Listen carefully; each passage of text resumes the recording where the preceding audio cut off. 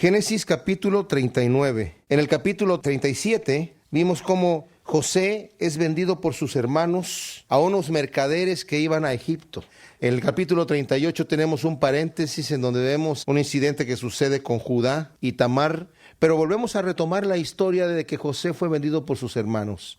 José fue enviado por su padre a Siquem, que estaba a unos 80 kilómetros al norte de Hebrón, donde estaban viviendo, porque sus hijos habían ido a apacentar un ganado que tenían allá. Entonces envió a José para que trajera noticias de sus hermanos, pero sus hermanos lo aborrecían porque José tenía estos sueños. Bueno, tuvo 2 sueños que les dijo, no sé cuántos sueños tuvo José, pero aquí están registrados solamente 2 sueños. Y esos 2 sueños decía, estábamos juntando nuestros manojos en el campo y mi manojo estaba en el centro, estaba erguido y los de ustedes estaban postrados al mío, ¿verdad? Y no se necesitaba intérprete para ese tipo de sueños, ¿verdad? ¿Qué querrá decir? Y también dice, bueno, soñé que el sol, la luna y las estrellas también se postraban delante de mí.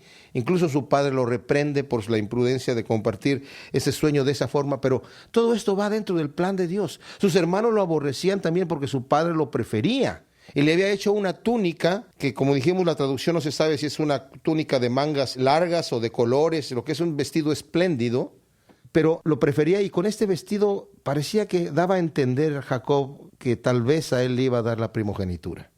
Entonces los hermanos, que me imagino se juntaban a platicar de estas cosas porque no vivían todos juntos, cada uno vivía en la tienda donde estaban sus madres, ¿verdad? Y tal vez a esta edad ya, tal vez el mayor tenía unos 40 años, no sabemos, pero no había esta comunión de familia y deciden venderlo a José en vez de matarlo y lo venden a los mercaderes que iban rumbo a Egipto. El cuadro que tenemos que tener en nuestra mente es que José en este momento no tiene futuro.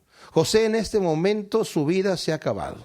Nos había dicho anteriormente al final del capítulo 37, que es en donde vemos lo que sucede con José. En el versículo 28 dice, y cuando pasaban los madianitas mercaderes, sacaron ellos a José de la cisterna y le trajeron arriba y le vendieron a los ismaelitas por 20 piezas de plata y llevaron a José a Egipto.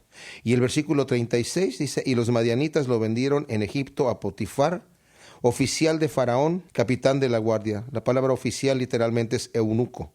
Era un hombre que estaba casado, pero era un hombre que era incapaz de tener relaciones sexuales. Todos los oficiales de Faraón cercanos a él eran eunucos.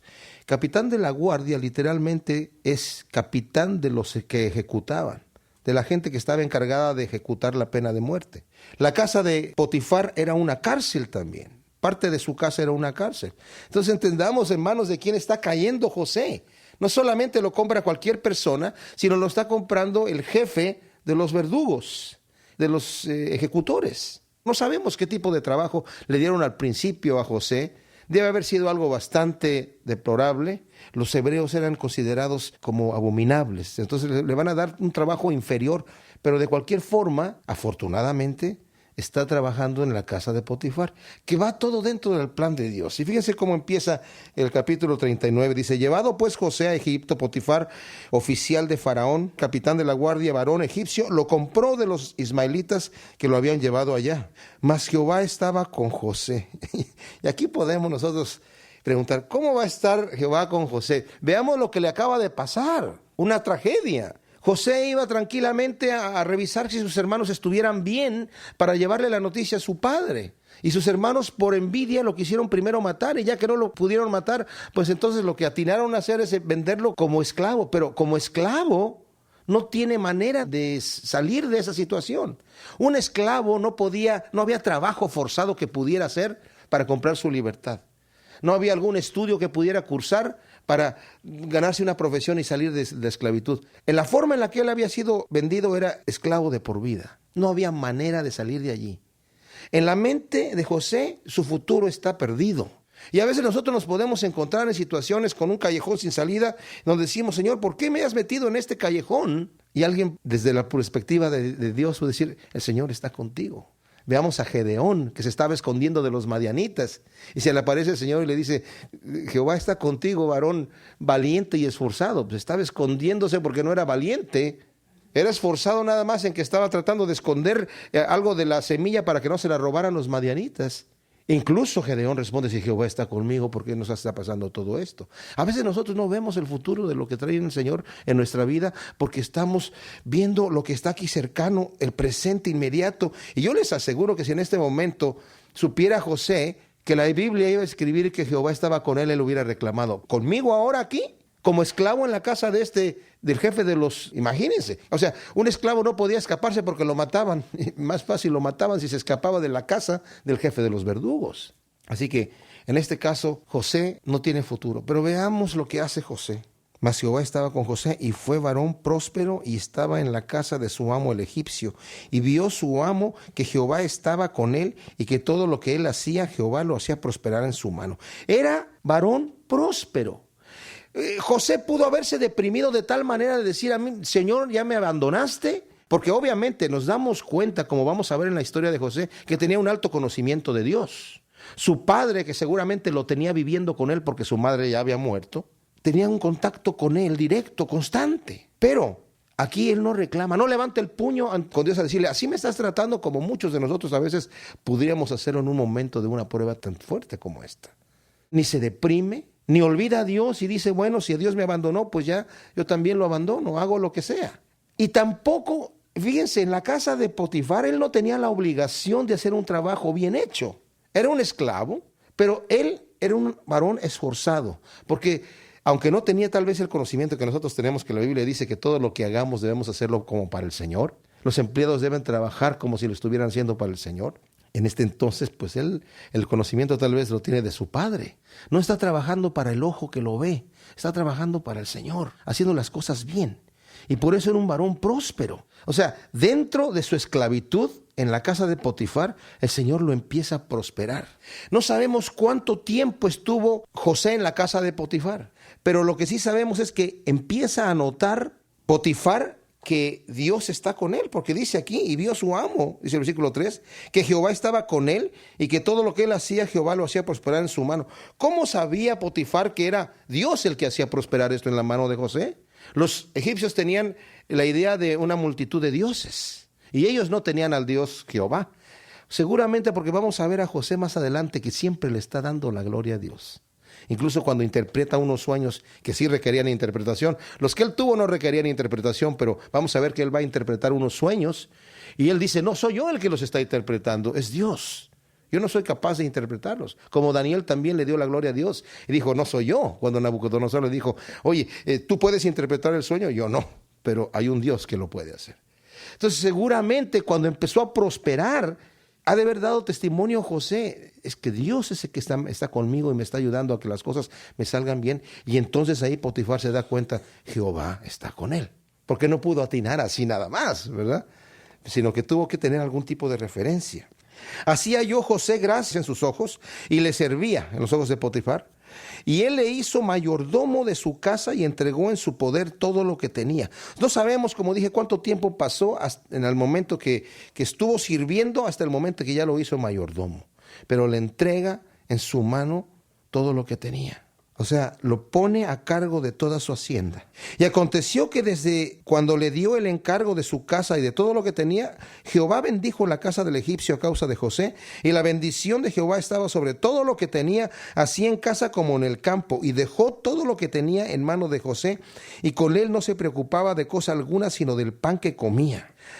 Llegó el momento en donde este Potifar, después de que le entregó a José estas cosas, se dio cuenta de que estaba prosperando, de su honestidad, de la rectitud que él tenía, que le dijo a José, ¿sabes qué, José? Ya no quiero ver libros, no me entregues cuentas.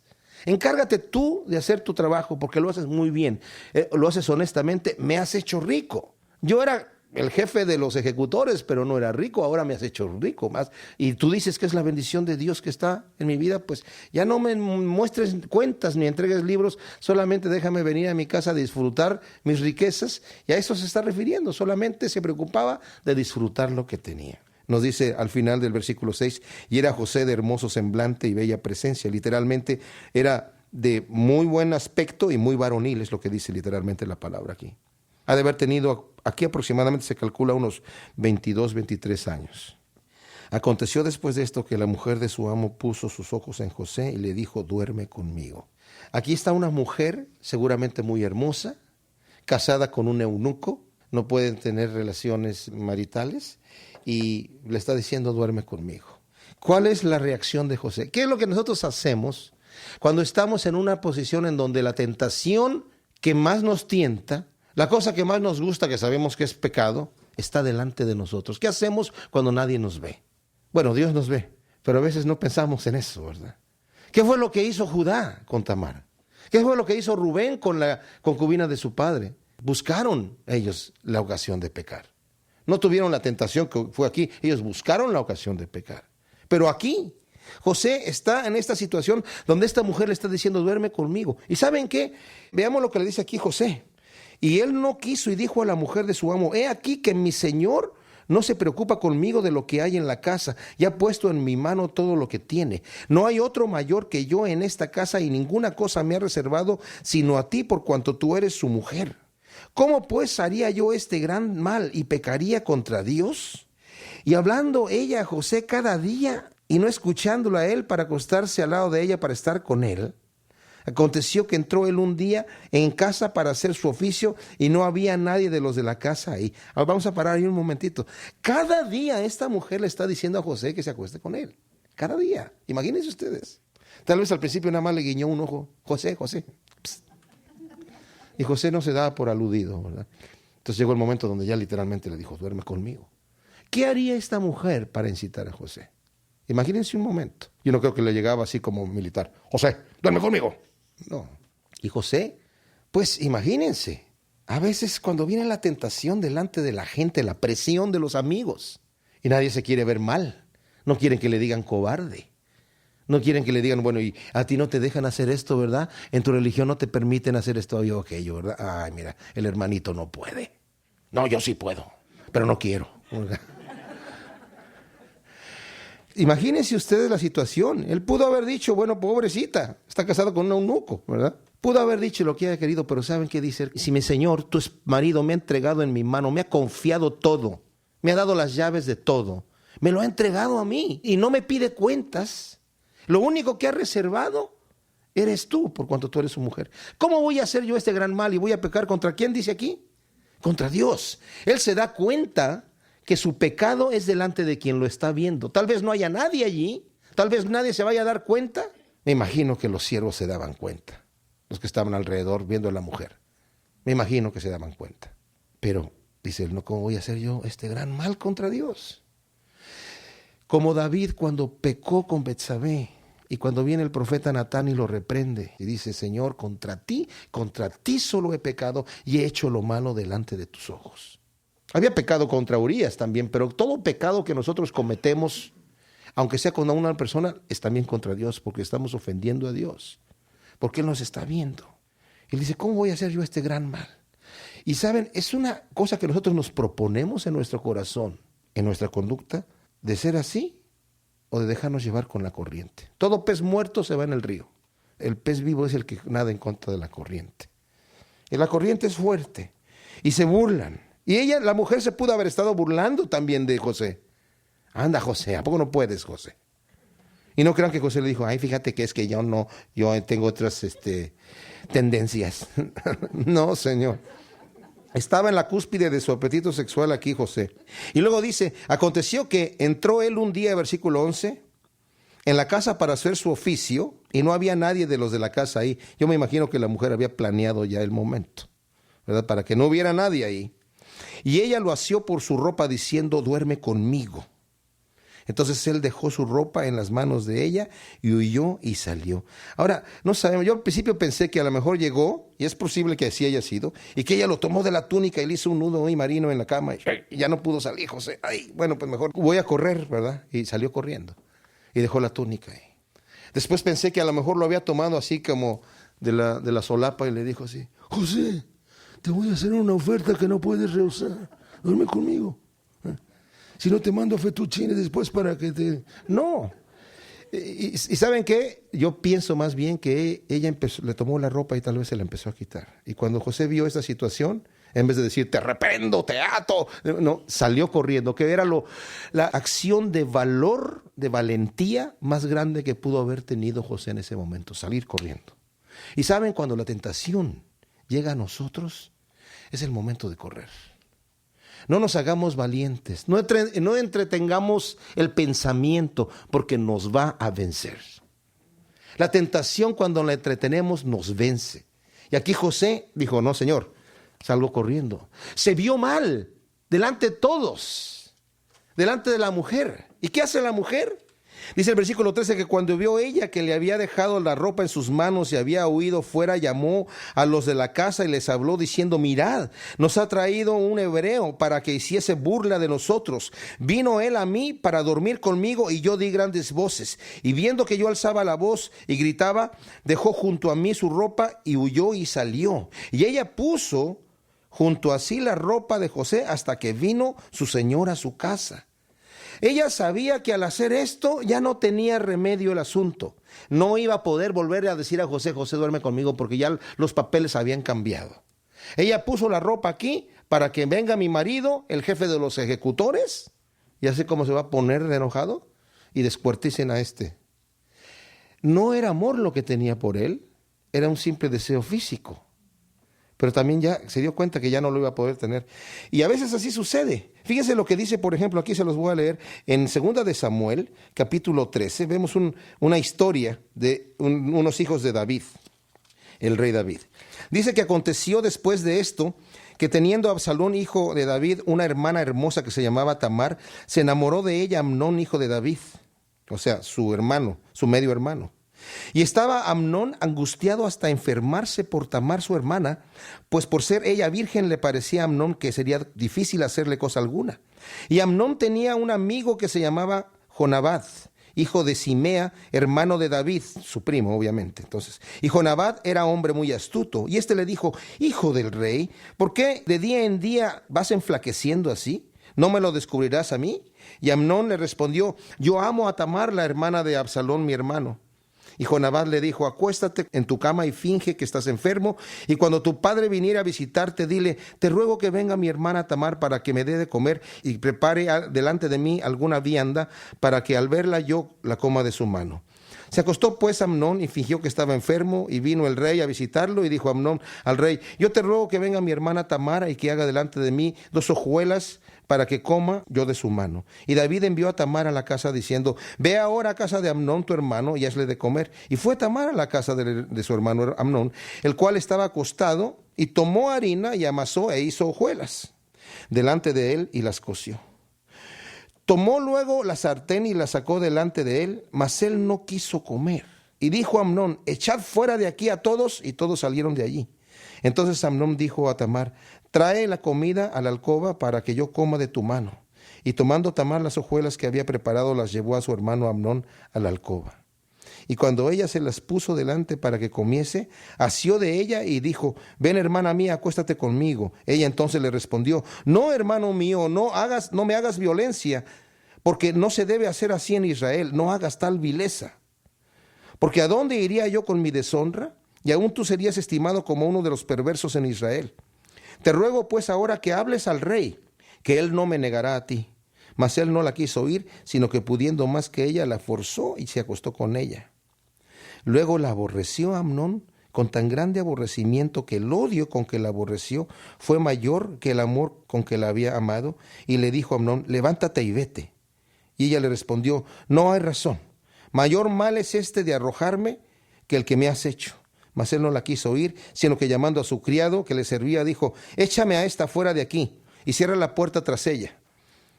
Y llevaba ella un vestido de diversos colores. Esa es la misma palabra de vestido que se usaba para José, que le hizo su padre.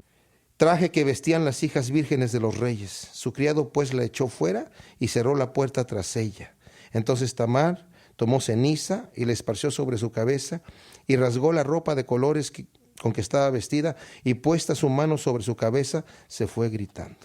Así que vemos aquí nosotros cómo lo que sucede a esta joven Tamar, ese amor que tenía, y sí era un amor, aparentemente se dice aquí, pero también en un deseo físico más que otra cosa, se torna en odio en el momento en que se acuesta con ella.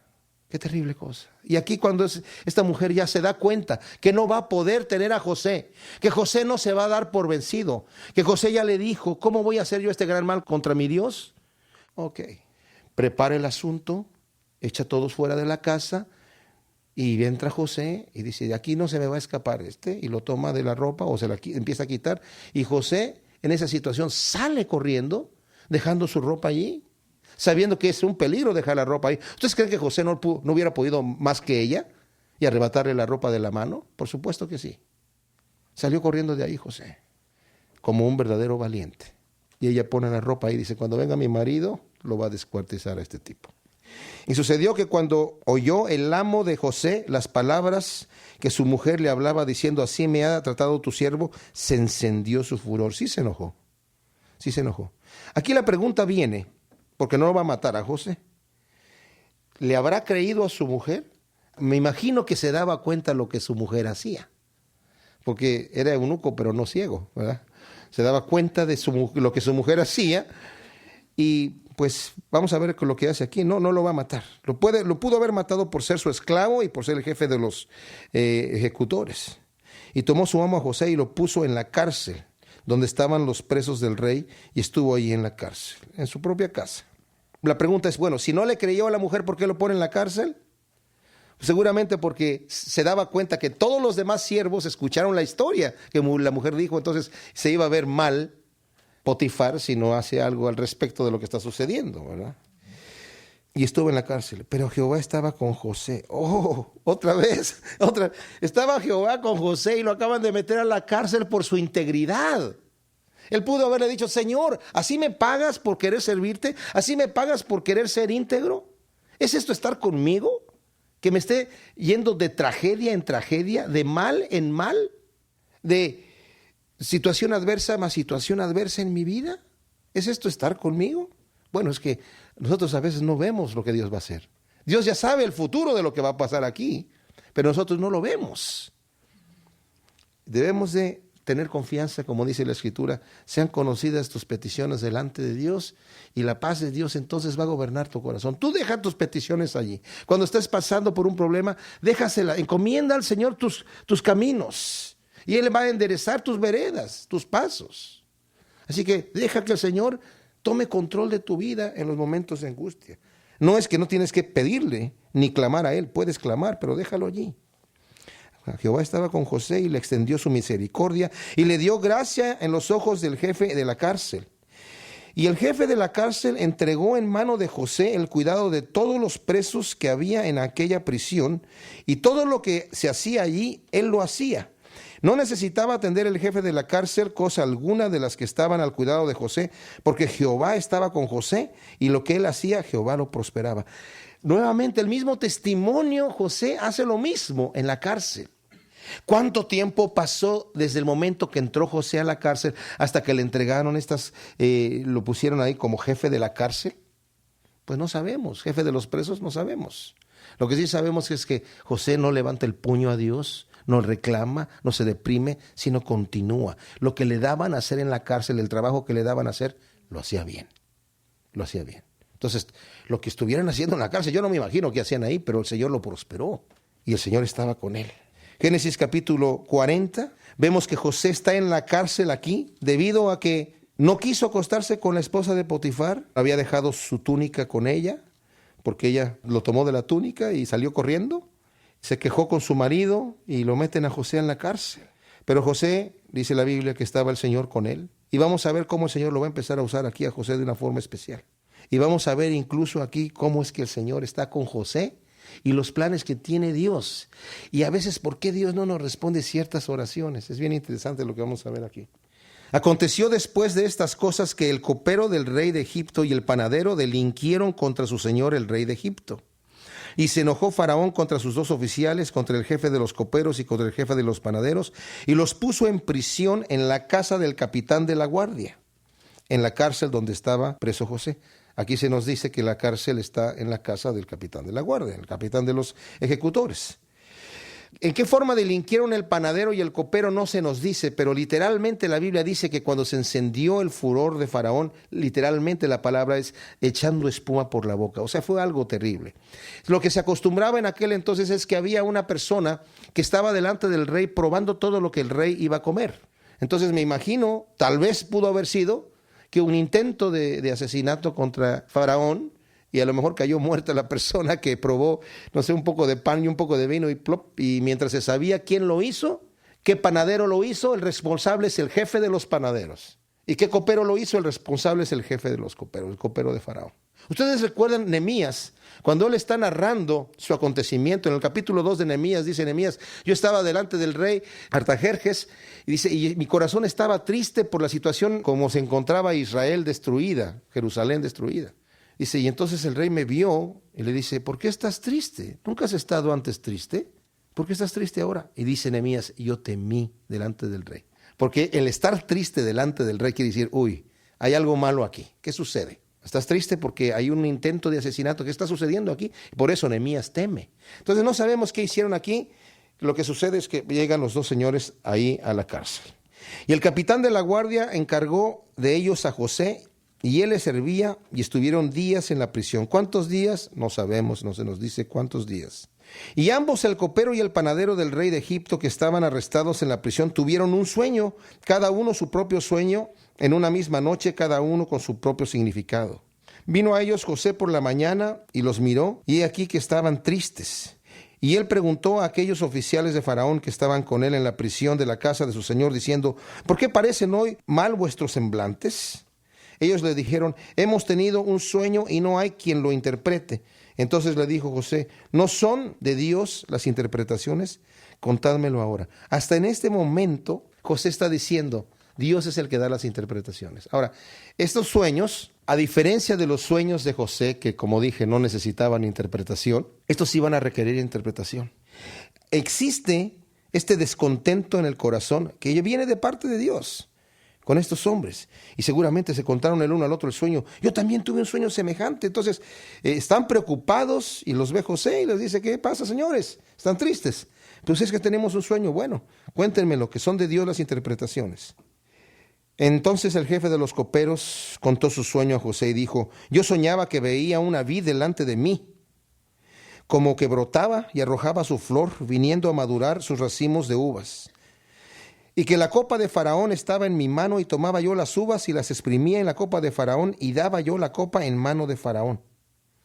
Le dijo José, no sabemos si José se lo interpreta en ese momento, o José se va un rato afuera a decir, voy a orar al Señor para que me dé la interpretación, no sabemos, pero responde José. Esta es su interpretación. Los 3 sarmientos son 3 días. Al cabo de 3 días levantará Faraón tu cabeza y te restituirá a tu puesto, y darás la copa de Faraón en su mano, como solías hacerlo cuando eras su copero. Acuérdate, y esta es la petición en este momento de José, acuérdate pues de mí cuando tengas este bien. Te estoy diciendo que te vas a parar delante de Faraón y vas a volverle a entregar la copa. Acuérdate de mí, que yo te estoy interpretando esto, y te ruego que uses conmigo de misericordia y hagas mención de mí a Faraón y me saques de esta casa, porque fui hurtado de la tierra de los hebreos y tampoco he hecho aquí por qué me pusiesen en la cárcel. Esa es la oración de José. Y yo me imagino que siguió orando después de que se fueron los 3 días y se fue el copero, Señor, y la oración no va a ser respondida. Van a pasar 2 años más antes de que José sea llevado delante de Faraón. La oración no va a ser respondida. Vamos a ver por qué en un momento más. Viendo el jefe de los panaderos que había interpretado para bien, dijo a José, animado este señor, ay, mira, ¿verdad? Va a estar delante de Faraón. Bueno, yo también, dice, yo también soñé que veía 3 canastillos blancos sobre mi cabeza. Ya saben que, bueno, en muchos países se utiliza que las personas, los panaderos, cargan la canasta de pan en la cabeza, ¿no? Entonces aquí tenía 3 canastillos, uno arriba del otro. Y en el canastillo más alto había de toda clase de manjares de pastelería para Faraón, y las aves las comían del canastillo de sobre mi cabeza. O sea, no podía espantar las aves que estaban comiéndose los pasteles que estaban hasta arriba. Entonces respondió José y le dijo, mala tarde, caballero. Esta es su interpretación. Los 3 canastillos 3 días son.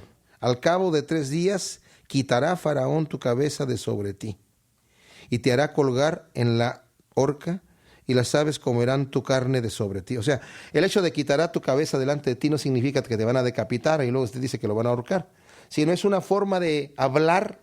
A uno le dice, al 3er día le dice al copero, Faraón va a levantar tu cabeza, o sea, Faraón te va a dar la libertad. Y al decirle a En 3 días Faraón va a quitar la cabeza de ti, te va a matar, te va a ejecutar.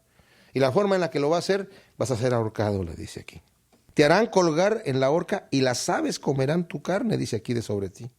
Al tercer día, que era el día del cumpleaños de Faraón, el rey hizo banquete a todos sus sirvientes y alzó la cabeza del jefe de los coperos y la cabeza del jefe de los panaderos entre sus servidores. O sea, los trajo delante de él.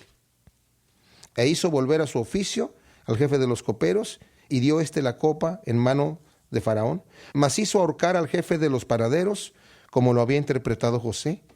Y el jefe de los coperos no se acordó de José, sino que se le olvidó. ¡Wow! Aquí José pudo haber dicho: Señor, ¿qué te costaba darle un chispazo a la neurona de este amigo para que se acuerde de que yo estoy aquí y me saquen de aquí? Y lo que quiere José, fíjense lo que quiere José, que lo saquen de allí porque aquí está injustamente ahí, pero también está injustamente en Egipto.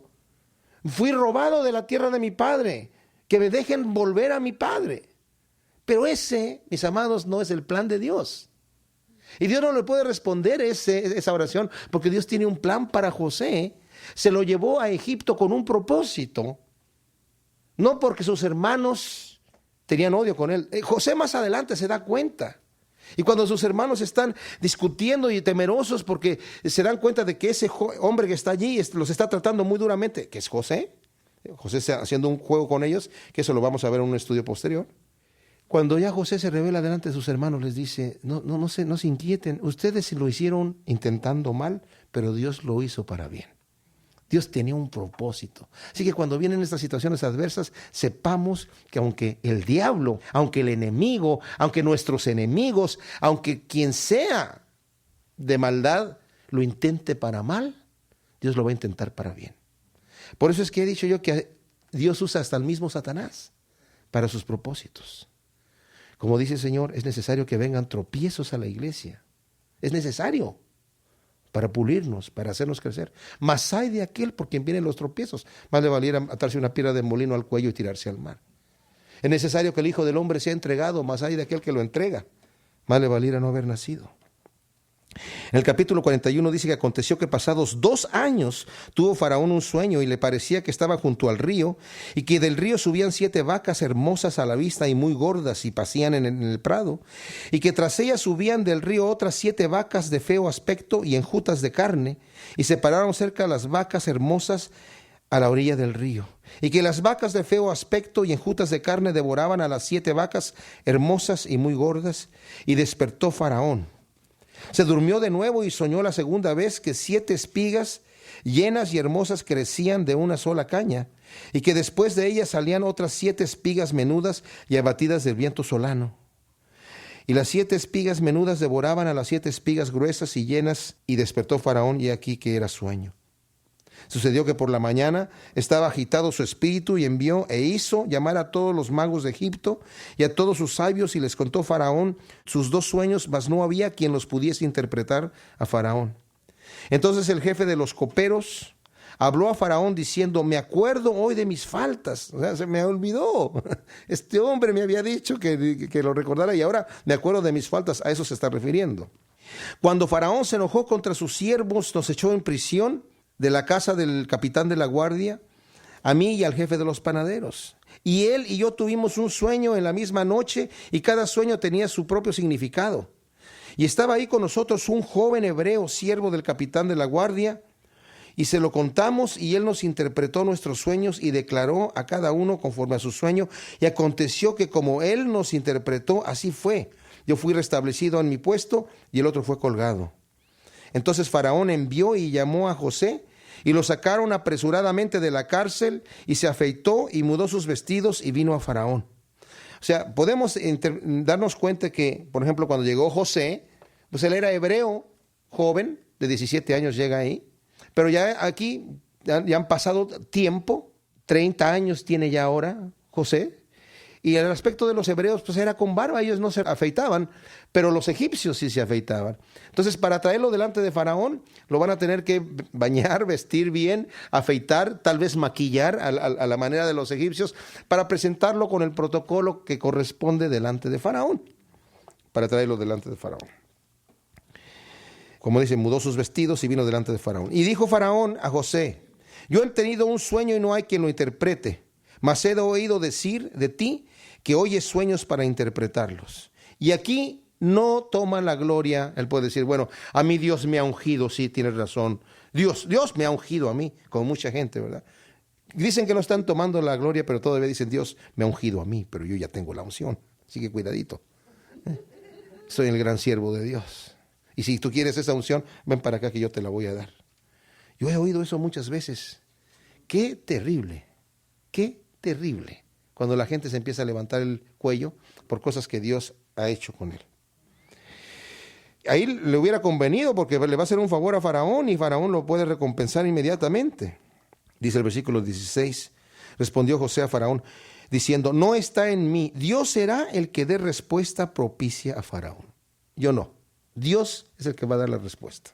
Entonces Faraón dijo a José, en mi sueño me parecía que estaba en la orilla del río, y vuelve a relatar el mismo sueño, lo podemos volver a leer rápidamente, y que del río subían 7 vacas de gruesas carnes y hermosa apariencia, y que pasían en el prado, y que otras 7 vacas subían después de ellas, flacas y de muy feo aspecto, tan extenuadas que no he visto otras semejantes en fealdad en toda la tierra de Egipto. Y las vacas flacas y feas devoraban a las 7 primeras vacas gordas, y éstas entraban en sus entrañas, mas no se conocía que hubiesen entrado, porque la apariencia de las flacas era aún mala como al principio, y yo desperté.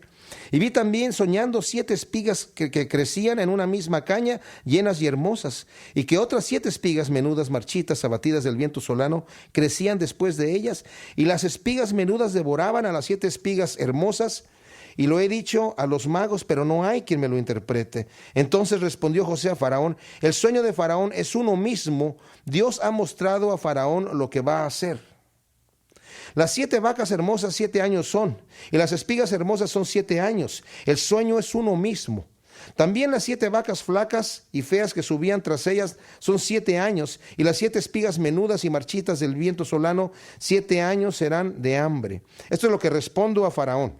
Lo que Dios va a hacer, lo ha mostrado a Faraón. He aquí vienen 7 años de gran abundancia en toda la tierra de Egipto. Tras ellos seguirán 7 años de hambre, y toda la abundancia será olvidada en la tierra de Egipto, y el hambre consumirá la tierra, y aquella abundancia no se echará de ver a causa del hambre siguiente, la cual será gravísima. Y el suceder el sueño a Faraón 2 veces significa que la cosa es firme de parte de Dios y que Dios se apresura a hacerla.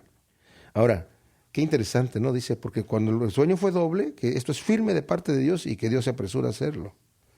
También el copero tuvo un sueño y el panadero tuvo otro sueño. También vinieron en pares.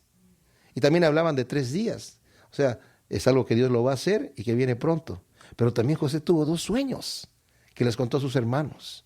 Que también Dios estaba diciendo, esto va a suceder y va a suceder pronto.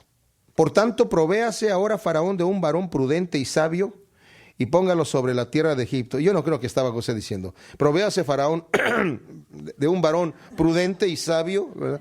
Y señalándose a sí mismo, póngalo sobre la tierra de Egipto, y haga esto Faraón, y ponga gobernadores sobre el país, y quinte la tierra, o sea, suba el impuesto del 10% que era al 20%, quinte la tierra de Egipto en los 7 años de abundancia, y junten toda la provisión de estos buenos años que vienen, y recojan el trigo bajo la mano de Faraón para mantenimiento de las ciudades, y guárdelo.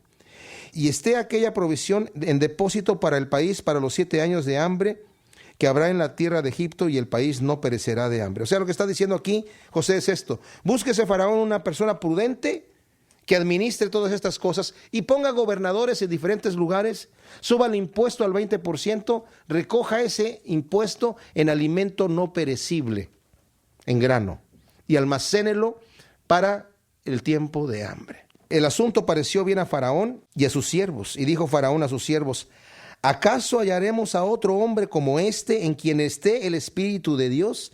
Nuevamente aquí vemos que por haberle dado la gloria a Dios, José, el Señor se glorifica en Faraón ahora.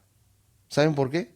Porque Faraón se da cuenta que sí es Dios el que está con él, que es el Espíritu de Dios el que está en él, que es por el Espíritu de Dios que él fue capaz de interpretar este sueño, y que Dios le está diciendo a Faraón lo que Dios va a hacer, para que Faraón se prevenga de lo que tiene que hacer, se prepare. con lo que tiene que hacer. Entonces dice, y dijo Faraón a José, pues que Dios te ha hecho saber todo esto, no hay entendido ni sabio como tú. Tú estarás sobre mi casa, y por tu palabra se gobernará todo mi pueblo. Solamente en el trono seré yo mayor que tú. Dijo además Faraón a José, he aquí yo te he puesto sobre toda la tierra de Egipto. Entonces Faraón quitó su anillo de su mano y lo puso en mano de José y lo hizo vestir de ropas de lino finísimo y puso un collar de oro en su cuello. El anillo en la mano de José significaba que él ahora iba a firmar los documentos oficiales y legales y todo. Él iba a gobernar Egipto, prácticamente. Porque eso le dice Faraón, solamente en el trono seré yo más alto que tú, en cuanto a la posición, pero tú, aquí todo lo vas a hacer tú. Y dice, y lo hizo subir en un segundo carro, y pregonaron delante de él, doblar la rodilla, y lo puso sobre toda la tierra de Egipto. O sea, imagínense, sale en un carro y la gente empieza ya a arrodillarse delante de José. Y dijo Faraón a José, yo soy Faraón, y sin ti, es aquí donde le da toda la autoridad, sin ti ninguno alzará su mano ni su pie en toda la tierra de Egipto. Y llamó Faraón el nombre de José, Safnat Panea, y le dio por mujer a Senat, hija de Potifera, sacerdote de On. Y salió José por toda la tierra de Egipto. Y era José de 30 años cuando fue presentado delante de Faraón, rey de Egipto, y salió José de delante de Faraón y recorrió toda la tierra de Egipto. En aquellos 7 años de abundancia la tierra produjo a montones, y él reunió todo el alimento de los 7 años de abundancia que hubo en las ciudades, poniendo en cada ciudad el alimento del campo de sus alrededores. Recogió José trigo como arena del mar, mucho en extremo hasta no poderse contar, porque no tenía número. Y nacieron a José 2 hijos antes que viniese el primer año de hambre, los cuales dio a luz a Senat, hija de Potifera, sacerdote de On. Y llamó José el nombre del primogénito Manasés, porque dijo, me hizo olvidar Dios mi trabajo y toda la casa de mi padre. O sea, Manasés, que significa olvidar, el que hace olvidar. Llamó el nombre del segundo Efraín, porque dijo, Dios me hizo fructificar en la tierra de mi aflicción, que significa fructífero. Así se cumplieron los 7 años de abundancia que hubo en la tierra de Egipto, y comenzaron a venir los 7 años de hambre, como José había dicho, y hubo hambre en todos los países, mas en toda la tierra de Egipto había pan. Si el Señor se encarga de hacer esto, de hacer que haya hambre en todos los países, porque tiene un plan perfecto que ahora lo vamos a comentar. Cuando se sintió el hambre en toda la tierra de Egipto, el pueblo clamó a Faraón por pan, y dijo Faraón a todos los egipcios, id a José y haced lo que él os dijere. Y el hambre estaba por toda la extensión del país. Entonces abrió José todo el granero donde había y vendía a los egipcios, porque había crecido el hambre en la tierra de Egipto. Y de toda la tierra venían a Egipto para comprar de José, porque por toda la tierra había crecido el hambre. ¿Saben lo que va a pasar con Faraón? Faraón también va a crecer en cuanto a poder. Faraón también va a crecer en cuanto a nivel, porque Faraón, aunque era el rey de Egipto, no era tan absoluto como llegó a ser después. Qué increíble, ¿no? Pero vean ustedes el plan de Dios. Más adelante van a venir los hermanos de José, porque los va a enviar Jacob. Sabemos que hay alimento en Egipto, vayan a comprar allá. De todos los lugares venían a comprar a Egipto. Y al final José los va a traer allí para hacerlos morar en la tierra de Gosén. Les va a decir, díganle a Faraón que son pastores. Aquí a los pastores son abominables, y los hebreos también. Y como son pastores, los egipcios no se van a meter con ustedes. Los van a tener en donde está el río Nilo, porque ahí hay juncos que a las vacas les gusta comer en el juncal. Pues ahí van a estar ustedes en la mejor parte de la tierra. Y entran 70 personas. El Señor utiliza a José como un líder que mete a su familia a Egipto, y utiliza a Egipto como el vientre materno que da a luz a la nación de Israel. 400 años más tarde salen de entre 3 a 4 millones de personas rumbo a la tierra prometida por mano de Moisés. Increíble. Pero esto no sucede si no va José a Egipto. Y para que vaya a Egipto, el Señor utiliza que a los hermanos le tengan en vida y lo vendan. Pero después que la mujer, en su fidelidad, José, pues en su integridad, no se quiere acostar con la mujer de Potifar, y que lo metan a la cárcel, porque ella entra con este odio con José. Pero que también José no se ha liberado en ese momento y regresado inmediatamente a su casa, porque todo se echa a perder. La respuesta de no en ese momento era porque José tenía que presentarse delante de Faraón para que el Señor le interpretara el sueño de Faraón y darle la autoridad de poder no solamente de gobernar Egipto, sino la autoridad de traer a su familia y ponerla donde él quería, en la mejor parte. ¿Saben para qué? Para sacar al pueblo de Israel de toda esa... Estaban rodeados de paganos, de gente que los influenciaba con cosas negativas. Ya empezaba este asunto a entrar ahí. El Señor tuvo que matar a 2 de los hijos de Judá, los 2 primeros, por su maldad. Y el Señor dice, a esto los necesito meter en la incubadora para que realmente estén solos. Y van a estar solos. Los egipcios no se van a meter con ustedes. Y así el Señor da origen a la nación de Israel. Qué perfecto es el Señor, ¿verdad? En sus planes. Así que cuando tengamos situaciones adversas, sepamos que Dios tiene un plan. Gracias, Señor, te damos por tu palabra. Ayúdanos a ver las cosas como tú las ves. Y cuando no podemos verlas así, Señor, solamente tener confianza en ti, que tú tienes un plan perfecto para cada uno de nosotros. Ayúdanos, Señor, no obstante, a pasar las adversidades, porque tú sabes, Señor, que somos polvo. Ponemos nuestra confianza en ti en el nombre de Cristo Jesús. Amén.